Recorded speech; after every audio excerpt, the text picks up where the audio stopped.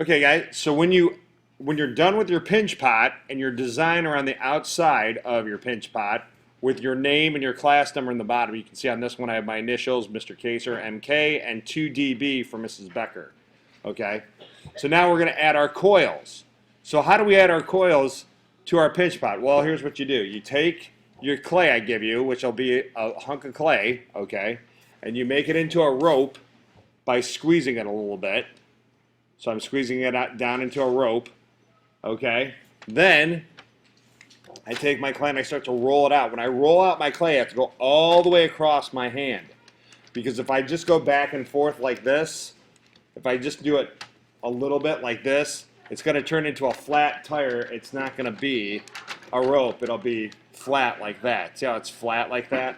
So we want a round coil. So now I keep rolling it, and I'm rolling it, and I'm rolling it, and I just move my hand to wherever is thickest. When it's thick, I just keep rolling it. So if it's even, I just keep going across it evenly. I push evenly every time. I don't push harder in one spot than the other. If one spot is thicker, then I just go over that spot a couple more times. So now this is pretty good. It's always better to have a thicker coil than a thinner coil. Okay, so here's my coil. Now I have to put 3 coils, 1, 2, 3, on top of my pinch pot. So however big your pinch pot is, you still only have to do 3. If your pinch pot's a little smaller, that's okay. So now to get this to stick, we have to do what's called score and slip. So I take my paper clip and I go around the edge and I'm pulling in towards the middle of the pinch pot because it helps to pull it in. Sometimes if I push out, it bends the pinch pot out the wrong way.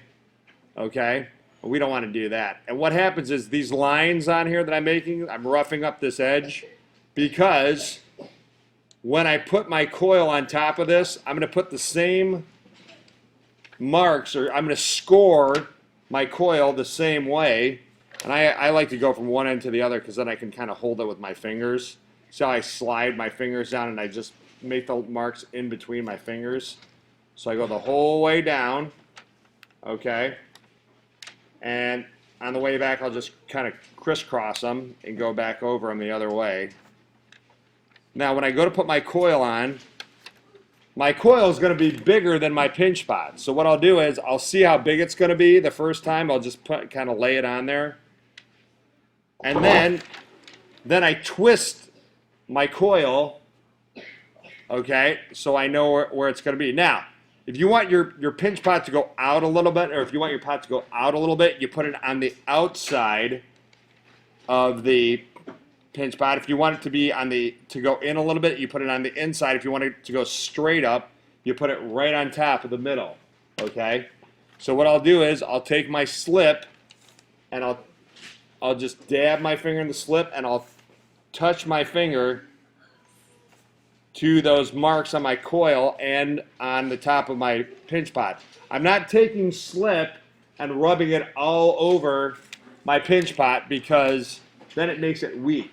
So what I do now is I take my coil and I lay it on top there, and I'm putting it right on top. Now if it's a little bigger, it's a little bigger here. So what I'm going to do is I'm going to make sure I connect it. Up, still a little too big, so I pinch that little piece off. Okay, now it's sitting right on top, and I just gently push it down so it's sitting on there evenly, and then I can take this coil and I push together this coil. So now it looks like it's one piece. And then I'll just keep going with my other 2 coils the same way. I score and slip. Scoring and slipping is very important because that's how it stays together. Now, the only other thing you want to remember is you never want your coils, and this is where my coil ended, I never want to make all 3 of them end at the same spot because then it will be weak at that spot, okay? So what I want to do is make sure that's where I start the next time. Okay, so that's how you do that.